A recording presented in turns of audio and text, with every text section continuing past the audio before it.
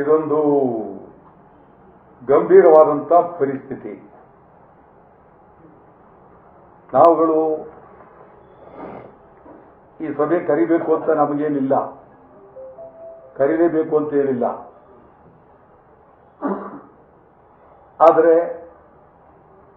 ನಾವೆಲ್ಲ ಇಡೀ ರಾಜ್ಯದಲ್ಲಿ ಭೇದ ಭಾವನೆ ಇಲ್ಲ, ಸಣ್ಣ ಪಣ್ಣ ವಿಚಾರಗಳಲ್ಲಿ ನಾವು ಹಿಂದೆ ಬೀಳಬಾರದು. ಈ ಸಂದರ್ಭದಲ್ಲಿ ಜೈಲಿನಲ್ಲಿರುವಾಗ ನಾವು ಗೋಪ್ಯವಾಗಿ ಇರ್ತಕ್ಕಂಥದ್ದು ಸರಿಯಲ್ಲ. ಯಾರು ಏನೇ ಹೇಳಿ ಸರಿಯಲ್ಲ. ನಾವು ನಿನ್ನೆ ಮೊನ್ನೆ ಎಲ್ಲ ಅವರುಗಳ ಮಾತು ಇದೆಲ್ಲ ನಾನು ಕೇಳಿದ್ದೀನಿ. ಮುಖ್ಯಮಂತ್ರಿಗಳ ಮೇಲೆ ಮಾತಾಡೋದು ಮಾತು ಯಾರಿಗೂ ಗೌರವ ತರುವಂಥದ್ದಲ್ಲ. ಬಹಳ ಕೆಟ್ಟದಾಗಿ ಮಾತನಾಡಿದ್ದಾರೆ. ಅದಾಗಬಾರ್ದು. ಯಾಕೆಂತಂದ್ರೆ ಈ ಅನೇಕ ಬಂದ್ಗಳನ್ನು ನಾವು ಮಾಡಿದ್ದೀವಿ.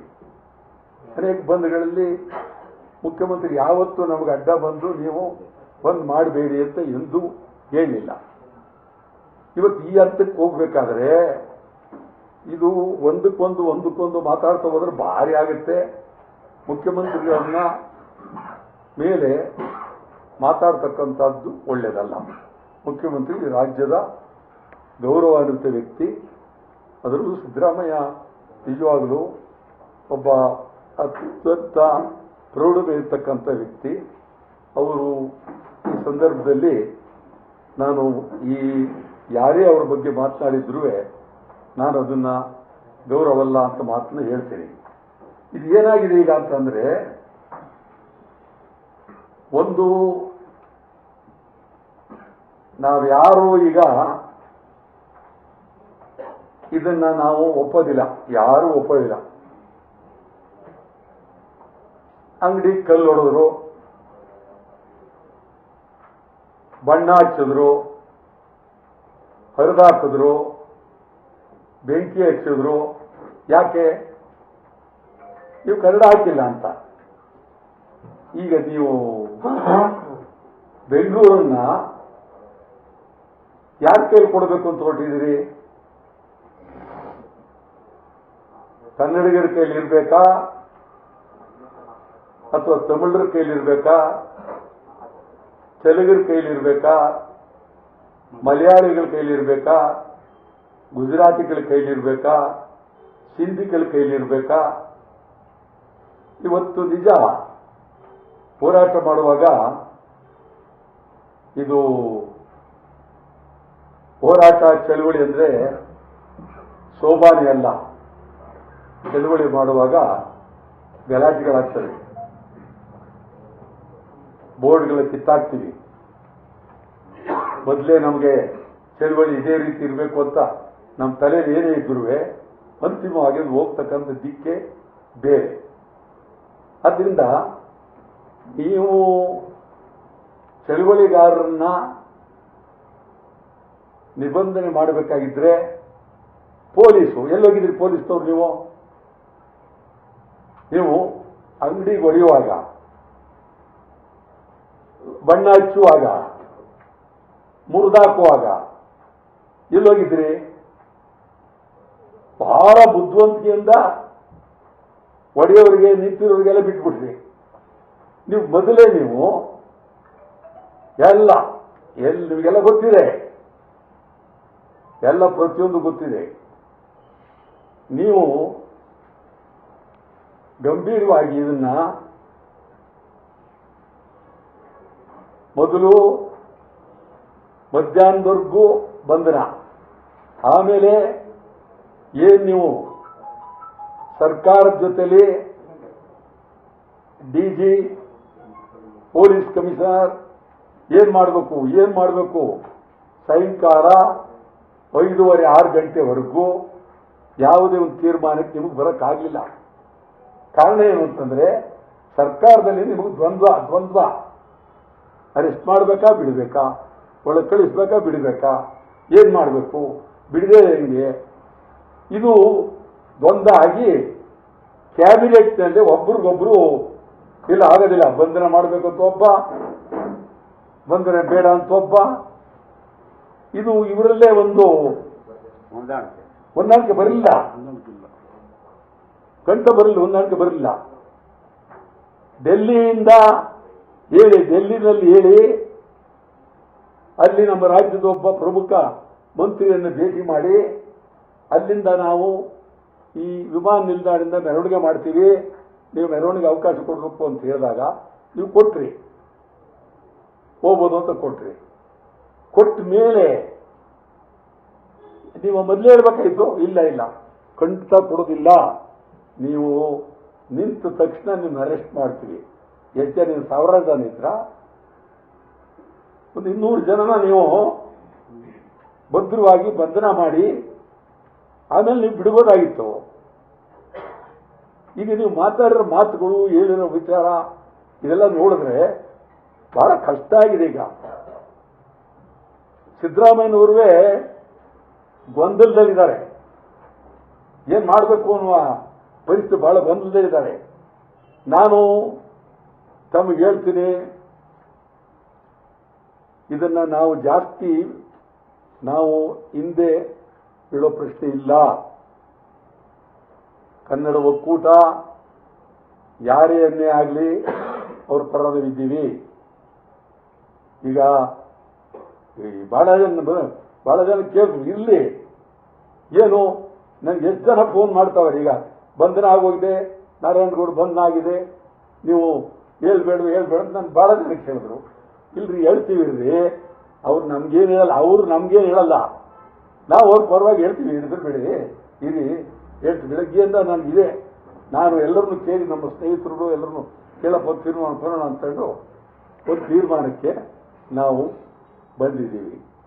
ಇದು ಯಾರೊಬ್ಬರ ಪ್ರಶ್ನೆ ಅಲ್ಲ, ಸಮಗ್ರ ಕನ್ನಡ ಹೋರಾಟಗಾರರ ಪ್ರಶ್ನೆ. ಇವತ್ತು ಬಂಧನವಾಗಿರುವುದು ಕನ್ನಡಿಗರು, ಯಾವುದೇ ಪಾರ್ಟಿ ಇರಲಿ, ಯಾವ ಕಡೆ ಇರಲಿ, ಕನ್ನಡ ಹೋರಾಟಗಾರರು ಬಂಧನ ಆಗಿದ್ದಾರೆ, ಎಲ್ಲ ಕಡೆ ಆಗಿದ್ದಾರೆ.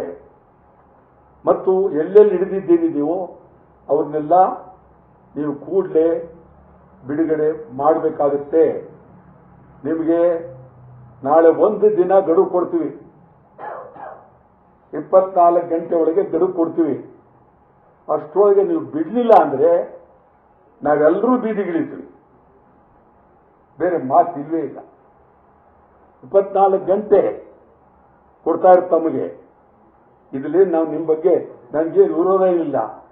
ನಾನು ಆಗ್ಲೇ ಹೇಳಿದೆ, ಸಿದ್ದರಾಮಯ್ಯ ಬಗ್ಗೆ ಬಹಳ ಗೌರವ. ಅವರು ಯಾಕೋ ದಾರಿ ತಪ್ಪಿದ್ರು ಅಂತ ಕಾಣುತ್ತೆ, ಬಹಳ ಗೌರವ. ಎಂದು ಈ ಮಟ್ಟಕ್ಕೆ ಅವ್ರು ಯಾವತ್ತೂ ಇಳಿದಿರಲಿಲ್ಲ. ಈ ಮಟ್ಟಕ್ಕೆ ಪೊಲೀಸ್ ಗೀಲ್ಸ್ ಹಾಕಿ ಯಾರು ಇಳಿದಿರಲಿಲ್ಲ.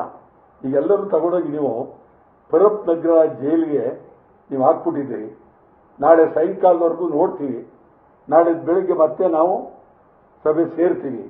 ಸಭೆ ಸೇರಿ ಅಂತಿಮವಾಗಿ ನೀವು ಬಿಡಲಿಲ್ಲ ಅಂದ್ರೆ ನಾವು ಇಡೀ ರಾಜ್ಯಾದ್ಯಂತ ಒಕ್ಕೂಟ, ಇವತ್ತು ಕರ್ನಾಟಕದಲ್ಲಿ ಯಾರು ಏನೇ ಹೇಳಿ ಕನ್ನಡ ಒಕ್ಕೂಟವೇ ಗೌರವಯುತವಾದ ಇದು. ಅನೇಕ ನಾವು ಬಂದ್ ಮಾಡುವಾಗ ಹೇಳೋರು, ಇಲ್ಲ ನಂದೆಲ್ಲ ನೈತಿಕ ಬೆಂಬಲ. ಈಗ ನಾವು ಕೊಡ್ತಾ ಇರೋದು ನೈತಿಕವಲ್ಲ, ನೇರ ಬೆಂಬಲ ಕೊಡ್ತಾ ಇದೀವಿ ಬಹಿರಂಗವಾಗಿ. ಅದಲ್ಲೆತ್ತದು ನೇರ ಬೆಂಬಲ ಬಿಡುಗಡೆ ಮಾಡಿ, ಒಂದು ನಾರಾಯಣಗೌಡ ಬಿಡುಗಡೆ ಮಾಡಿ ಹೇಳ್ತಾ ಇದ್ದೀನಿ, ನೇರ ಬೆಂಬಲ ಕೊಡ್ತಾ ಇದ್ದೀವಿ. ಹಿಂದೆ ಮುಂದೆ ನೋಡಲ್ಲ. ಮತ್ತು ಅವ್ರ ಕಡೆ ಯಾರು ನಾವು ಫೋನ್ ಮಾಡಿದ್ ನಾವಿರಲೇ ಅದಕ್ಕೆ, ನಮ್ಮ ಒಕ್ಕೂಟ ಇರಲೇ ಅದಕ್ಕೆ. ಕನ್ನಡಕ್ಕೆ ಇದಾದ ಬಿಡ್ತೀವ ನಾವು. ಒಂದು ಎರಡನೇದು, ಈಗ ಜೈಲಿರೋರ್ಗೆ ಹೇಳ್ತೀನಿ, ಹೊರಗಡೆ ಇರ್ತೀನಿ, ಪ್ರತಿಷ್ಠೆಗಳನ್ನ ಬಿಟ್ಬಿಡಿ. ನಾನು ಬೆಚ್ಚು ತಾನೆಚ್ಚು ಅನ್ನೋ ಪ್ರತಿಷ್ಠೆ ಬಿಟ್ಬಿಡಿ. ಕರ್ನಾಟಕದಲ್ಲಿ ಒಂದು ಭದ್ರವಾದ ಬೂನಾದಿ ಹಾಕಬೇಕು ಅನ್ನೋದಾದ್ರೆ ನೀವು ಪ್ರತಿಷ್ಠೆಗಳು ಬಿಟ್ಬಿಟ್ಟು ಎಲ್ಲ ಒಟ್ಟಿಗೆ ಒಂದು ವೇದಿಕೆಯಲ್ಲಿ ನೀವು ಬನ್ನಿ. ಈಗ ನಮ್ಮ ವೇದಿಕೆ ಏನಿದೆ, ಈ ದೇಶದ ಜನರ ಗಮನವನ್ನು ಸೆಳೆದಿದ್ದಾರೆ. ಇದ್ರ ಜೊತೆಯಲ್ಲಿ ನಾವೆಲ್ಲ ಸೇರಿ ಒಂದು ಅದ್ಭುತವಾಗಿ ನಾವು ಯಾರು ಮುಂದಿನ ಚುನಾವಣೆಗಳಲ್ಲಿ ಬಿಜೆಪಿಗಾಗಲಿ ಕಾಂಗ್ರೆಸ್ಗಾಗಲಿ JDSಗಾಗಲಿ ಯಾರು ಬೆಂಬಲ ಕೊಡಲೇಬಾರದು. ಎಲ್ಲ ಒಟ್ಟಾಗಿ ನಿಲ್ಲಬೇಕು. ಇದಕ್ಕೆ ಇಡೀ ರಾಜ್ಯಾದ್ಯಂತ ಒಂದು ಹೊಸ ರೂಪ ಕೊಡಬೇಕು. ಈ ಥರ ಅವ್ರ ಕೈಲಿ ಹೊಡೆಸ್ಕೊಳ್ಳೋದಾದ್ರೆ, ಜೈಲ್ಗೆ ಹಾಕ್ಕೊಳ್ಳೋದಾದ್ರೆ ಏನಿದೆ ಅವರಿಂದ? ಆ ದೃಷ್ಟಿಯಿಂದ ನಾವು ನಾಳೆ ಸಂಜೆ ಒಳಗಾಗಿ ನಿಮಗೆ ಅಂತಿಮವಾಗಿ ಗಡುವನ್ನು ಕೊಟ್ಟಿದ್ದೇವೆ. ಆ ಗಡುವಿನಲ್ಲಿ ಬಿಡುಗಡೆ ಮಾಡಬೇಕು. ಇಲ್ಲ ತೀವ್ರ ಹೋರಾಟ ಬೆಂಗಳೂರು ಕರ್ನಾಟಕದಲ್ಲಿ. ಮತ್ತು 30ನೇ ತಾರೀಕು ಮೈಸೂರು ಬ್ಯಾಂಕ್ ವೃತ್ತದಲ್ಲಿ ಕನ್ನಡ ಒಕ್ಕೂಟ ಉದ್ಯೋಗ ಕೊಡಿ, ಉದ್ಯೋಗ ಪದವೀಧರರಿಗೆ ಉದ್ಯೋಗ ಕೊಡಿ, ಕಾರ್ಖಾನೆಗಳಲ್ಲಿ ಮುಚ್ತಾ ಇದ್ದಾರೆ, ಕಾರ್ಖಾನೆಗಳ ಬಗ್ಗೆ ಎಚ್ಚರ ಕೊಡಿ. ಆಗ ಎಷ್ಟು ಕಾರ್ಖಾನೆ ಮುಚ್ಚಿಬಿಟ್ರು, ಹಳೆವೆಲ್ಲ ಒಟ್ಟು ITI ಹೋಯ್ತು, HMT ಹೋಯ್ತು, NGF ಹೋಯ್ತು, ಐರನ್ ಊರ್ ಹೋಯ್ತು, ಎಲ್ಲ ಹೋದವು. ಮೈಸೂರು ಲ್ಯಾಂಪು ಹೋಯ್ತು. ಈಗ ಬಂದವರಿಗೆಲ್ಲ ನೀವು 5,000 ಎಕರೆ 3,000 ಎಕರೆ 10,000 ಎಕರೆ ಕೊಡ್ತಾ ಇದ್ದೀವಿ. ಅವರಿಂದ ಎಷ್ಟು ನಮಗೆ ಲಾಭ ಇದೆ? ಈಗ ಜಿಂದಾಲ್ ಅವರಿಗೆ ಸುಮಾರು 6,15,000 ಎಕರೆ ಬಳ್ಳಾರಿಯಲ್ಲಿ ಕೊಟ್ಟಿರುವುದು. ಜಿಂದಾಲ್ 6,15,000 ಎಕರೆ ಬಳ್ಳಾರಿಯಲ್ಲಿ. ಇನ್ನೂ 3,000 ಎಕರೆ ಬೇಕು ಅಂತ ಹೊಡೆಯಕ್ಕೆ ಪ್ರಯತ್ನ ನಡೀತಾ ಇದೆ. ಇದು ಕೊಟ್ಬಿಟ್ರೋ ಇಲ್ಲೋ ಗೊತ್ತಿಲ್ಲ. ಕನ್ನಡಿಗರೆಷ್ಟು 5% ಇಲ್ಲ ಅಲ್ಲಿ.